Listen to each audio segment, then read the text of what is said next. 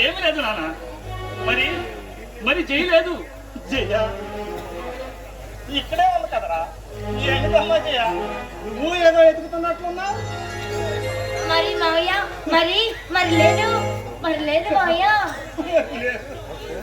చూడమ్మా జయ, మీరు ఇలా ఎత్తుకునే పని లేకుండా గట్టి ఏర్పాట్లు చేస్తున్నాను. ఏమిటి మావయ్య అది? ముళ్ళు వేయించి హనీమూన్కు పంపాలనుకుంటున్నాను. మావయ్య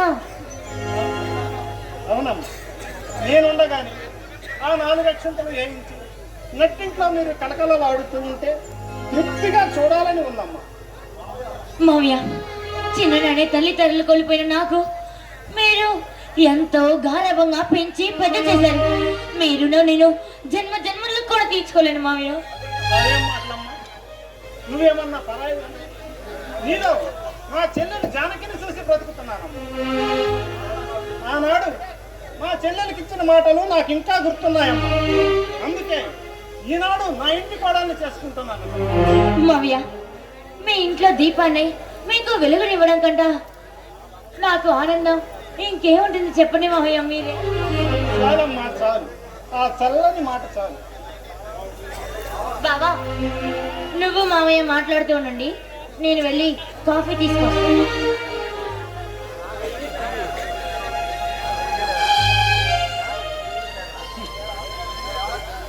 ఏరా, నిన్నంతా ఇంటికే రాలేదట?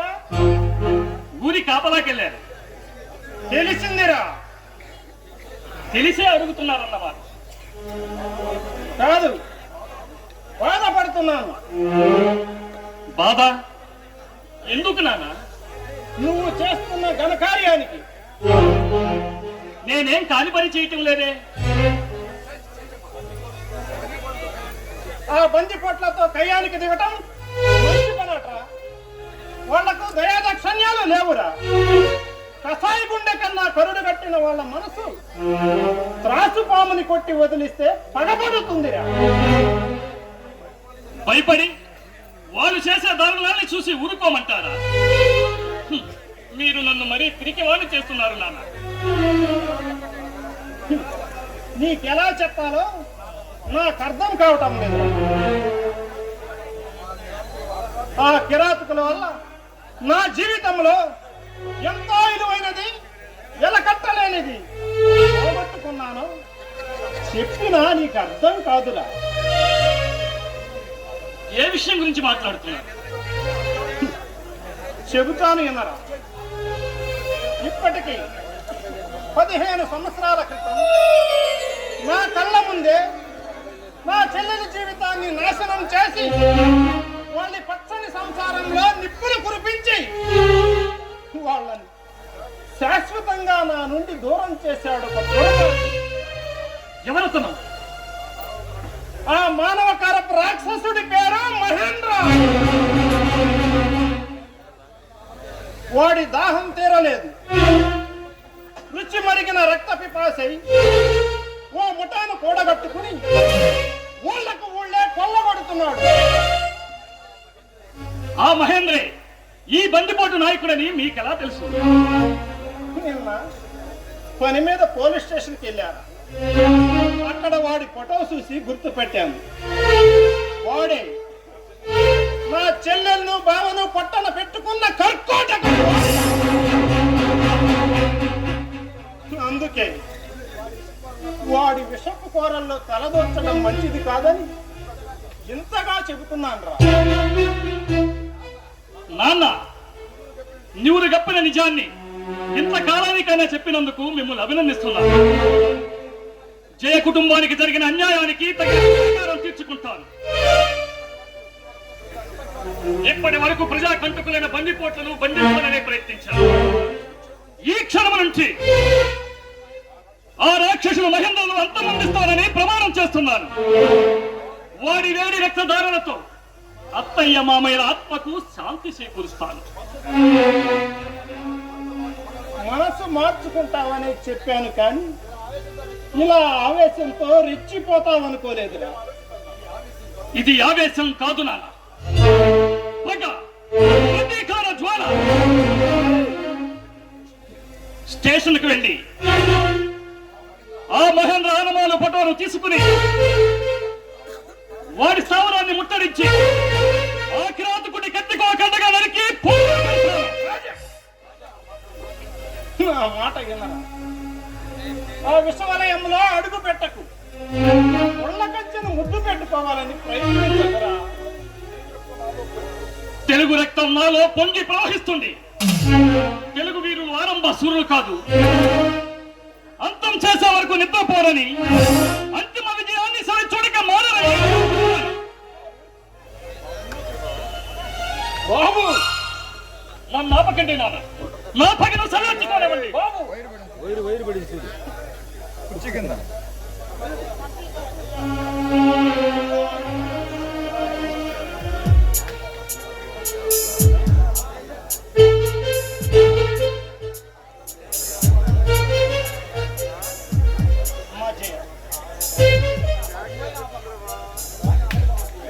ఏంటి మామయ్య? అమ్మా జయ, నువ్వైనా ఆపమ్మ. ఒక్కగానొక్క కొడుకని అల్లారు ముద్దుగా పెంచుకున్నానమ్మా. పెంచుకున్నాను. బావ, నువ్వు ఎక్కడికి వెళ్తున్నావు? మామయ్య ఆరోగ్యం అస్సలే బాగలేదు. ఇప్పుడు ఆయన మనసు బాధపడడం అంత మంచిది కాదని తెలుసుకో. నువ్వు ఫస్ట్ ఎక్కడికి వెళ్తున్నావో చెప్పు. అదే ఆ బందిపోటు మహేంద్ర. రాజా, వికసించే పుష్పాన్ని, ఉదయించే సూర్యుణ్ణి, ఉరుములోని మెరుపును ఆపాలని ప్రయత్నించకండి. నా నరనరాలలోని వేడి రక్తం ప్రతీకార జ్వాలతో పరవలు తొక్కుతుంది. కాలికే ఉక్కు కరుగుతుంది, కానీ కసితో నా గుండె రగులుతుంది. నా జాతికి జరుగుతున్న అన్యాయాన్ని, అగాత్యాన్ని పోరాడి ప్రాణాలొడ్డి పోరాడతాను.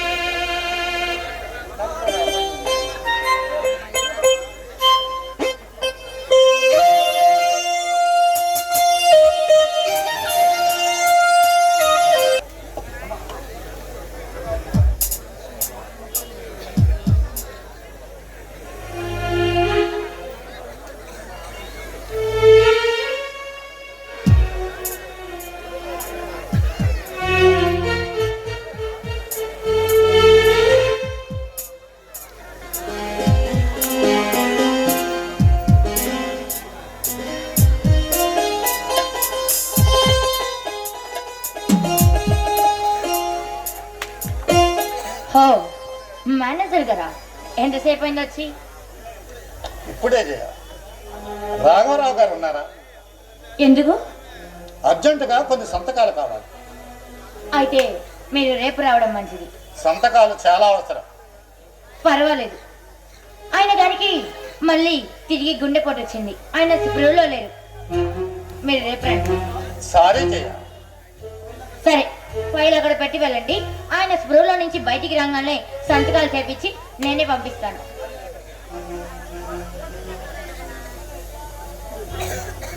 రాజా ఎక్కడికి వెళ్ళాడు? అది ఏదో చిన్న పని మీద బయటికి వెళ్ళారు. ఇవిగో జయ కాగితాలు, చాలా ముఖ్యమైనవి. జాగ్రత్త. అలాగే.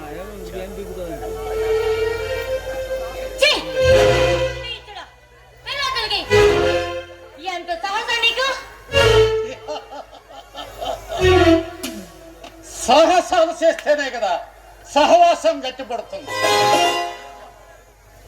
మాటలు మర్యాదగా మాట్లాడు. ఎవరూ లేని ఏకాంత సమయం ఇది. పరవశించి పరవళ్ళు తొక్కే వయసు పొంగుతో నన్ను ఆకర్షించావు. మగవాడిని మత్తెక్కించే గిలిగింతల కౌగిలింతలతో నన్ను దరిచేర్చుకో. ఛీ! మనోహర్, నువ్వు ఎవరితో మాట్లాడుతున్నావు? తెలిసే మాట్లాడుతున్నావా?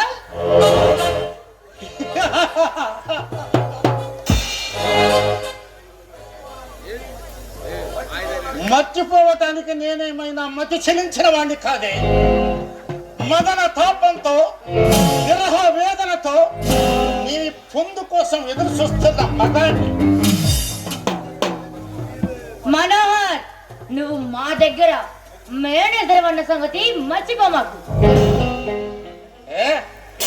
నేను యజమానుడు కావాలనుకుంటే అరక్షణం పట్టదు. మనోహర్, జయ, ఆస్తంతా నీ పేరు మీదనే ఉందన్న సంగతి నాకు తప్ప మరెవ్వరికీ తెలియదు. రాఘవయ్య గారితో అందుకే విరబూసిన కన్నె గులాబీ లాంటి నీ హృదయ సామ్రాజ్యానికి అధిపతిని కావాలనుకుంటున్నా.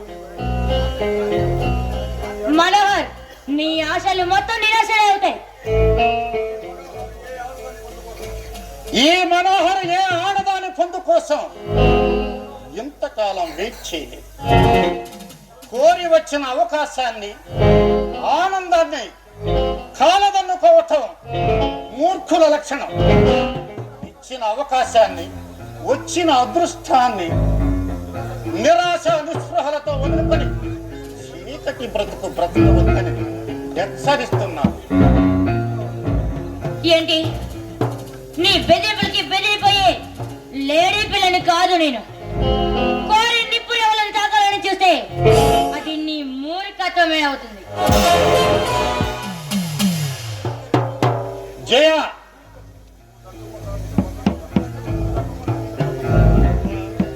జయ, నువ్వు దక్కకుండా, నిన్ను పొందకుండా ఈ మనోహర్ తప్పడు. నువ్వు ఇంత నీచుడు అని తెలిస్తే నిన్ను ఏనాడో ఉద్యోగం నుంచి ఊడిదించేదాన్ని. అది నీ వల్ల కాదు. ఎందుకని? అందమైన నిన్ను చూసిన నాడే అన్ని ఏర్పాట్లు గుట్టు చప్పుడు కాకుండా చేశాను. అంటే రాఘవయ్య గారితో నమ్మకంగా ఉంటూ బందిపోట్ల వల్ల ముప్పు వాదిల్తుందని, డబ్బు బంగారాన్ని బ్యాంకుల్లో వేస్తానని మాయ మాటలు చెప్పి ఆస్తినంతా చేజిక్కించుకున్నాను.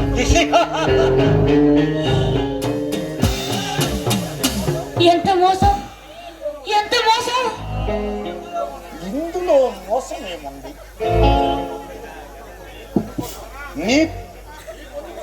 నీ పొందు కోసం ఎదురు చూస్తున్నా. ఇందులో మోసమేముంది? నీ పొందు కోసం ఏ వేషాలైనా వేస్తాను. కణకణలాడే అగ్నికణానికి నిప్పు ఇనుప ముక్క సైతం నాశోహమ తప్పదు. కోడ త్రాసైన నాగస్వరం ముందు నాట్యమాడాల్సిందే. నేను చావైనా చేస్తాను, కానీ నీకు మాత్రం లొంగే ప్రసక్తే లేదు.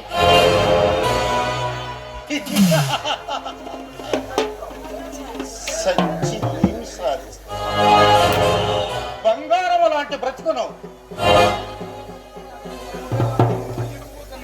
మల్లె పువ్వు కన్నా సుందర సుకుమార శరీరాన్ని ఎందుకు రక్కసి పాదాల పాలు చేసుకుంటావు?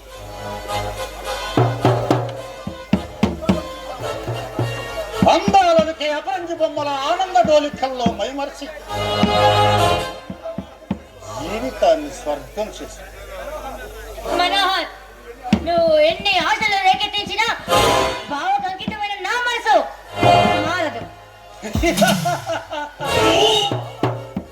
బావ, నే తలుసుకుంటే అరక్షణంలో నీ భావన మఠమాయొచ్చే. చేయగలను. నా దగ్గర బోకులు లాంటి వేడి మనుషులు ఉన్నారు. ఈ బంగారు బావ శరీరాన్ని తూట్లుగా పొడిచి శవాన్ని మరో కంటికి కనిపించకుండా కృష్ణా నదిలో కలిపేస్తాం. జాగ్రత్త. అది నీ ప్రేమ మాత్రమే.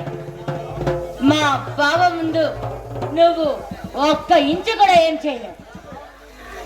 నా బావని నా నుంచి ఎవ్వరూ విడదీయలేదు.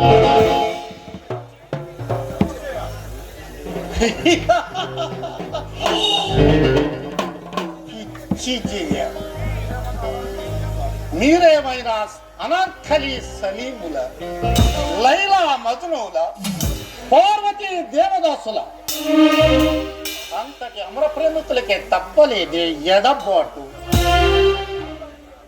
ఆఫ్టర్ మీరెంత, మీ ప్రేమెంత? మీ జీవితాల్లో పెను తుఫాను సృష్టించి చిన్న భిన్నం చేస్తాను. తగిలిన కాదు మొక్క లాంటి ప్రేమతో నిశాదంగా ఏడుస్తుంటే నేను హాయిగా నవ్వుకుంటాను. నన్ను కాదని నువ్వు బ్రతకటానికి వీల్లేదు. నిన్ను బ్రతకనివ్వను. నాలో రగిలే కోపాగ్నితో నిన్ను నిలువున దహించి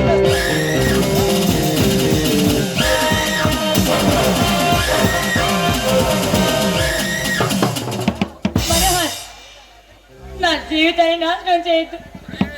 నా నిండు ప్రాణాన్ని తీయద్దు. నేను కాలు పట్టుకుంటాను. నన్ను కాదని నువ్వు ఎక్కడికి వెళ్ళలేవు. నా నుండి నిన్ను ఎవ్వరూ కాపాడలేరు.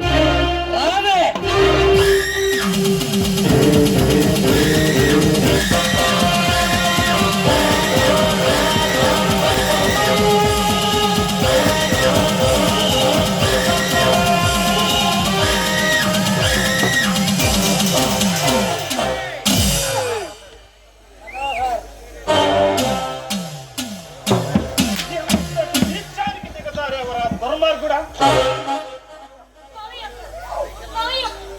నా ప్రాణానికి ప్రాణమైన నా చిట్టి తల్లి జైన్ పాడు చేయాలని చూస్తావు. అతిగతి లేని నిన్ను మంచివాడివని నమ్మి పనిస్తే పగబడతావరా పాపి. పాముకి పాలు పోస్తే విషంగెక్కినట్టు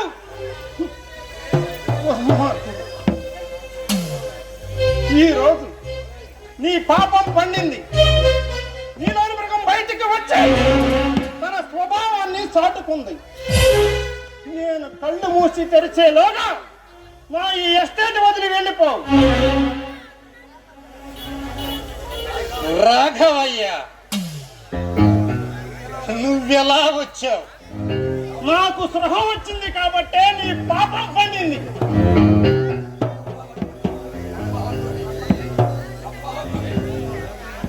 నమ్మకద్రోహి, మర్యాదగా వెళ్ళిపో.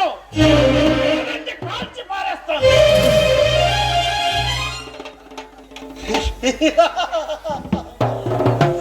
ముందుంది ముసళ్ళ పండగ. పోరపో, నా కంట పడకు.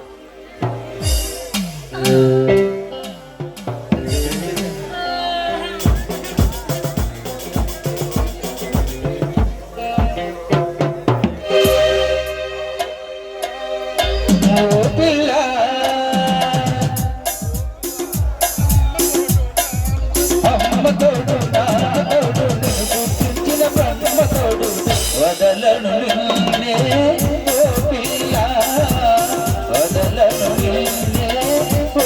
ఆడ చెప్పింది అదే అంటే సాకి అనొద్దనా?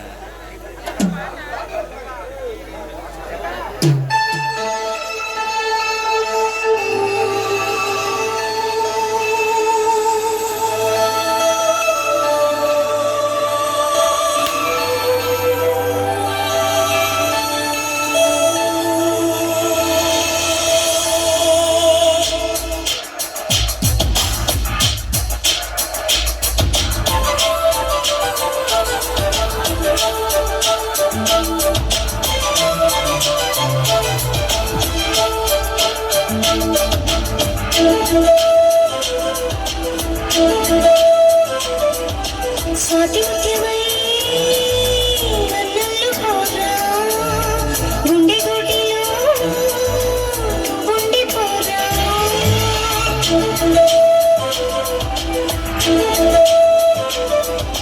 స్వాతి ముత్యమై నన్నల్లు పోరా గుండె గుడిలో ఉండిపోరా ఇంగిలో నీహమై సోదవో నీలకి వానరాగమై చేరవో బాలగోపిక నేనోపలేనిక వదిలేసి నన్నెలా నువ్వెళ్ళిపోకలా కలా కలా కలలా స్వాతి ముఖ్యమై నన్ను పోరా గుండె గుడిలో ఉండిపోరా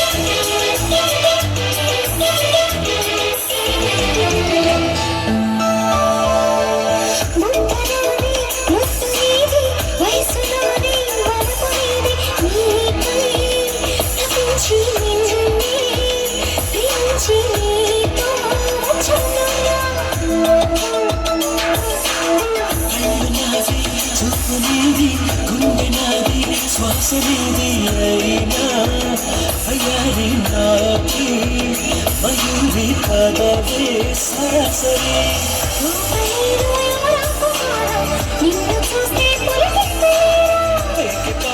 ఒళ్ళో నడేరా సొగసు చెక్కదు వారా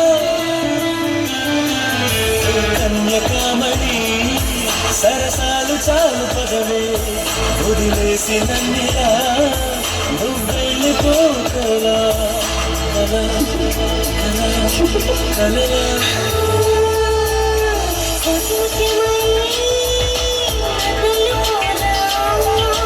గుండె గుడిలో ఉండిపోరా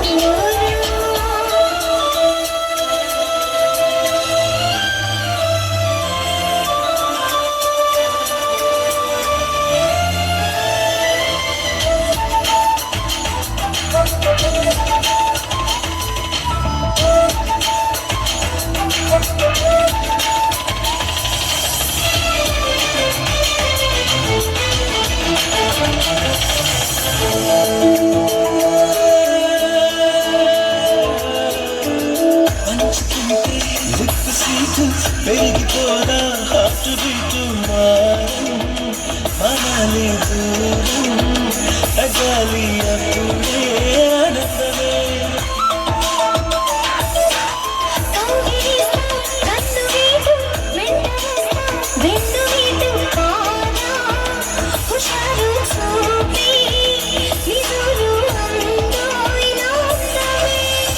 పడితేనే రెచ్చిపోతా రెచ్చిపోతే ఆ చిచ్చి కొడతా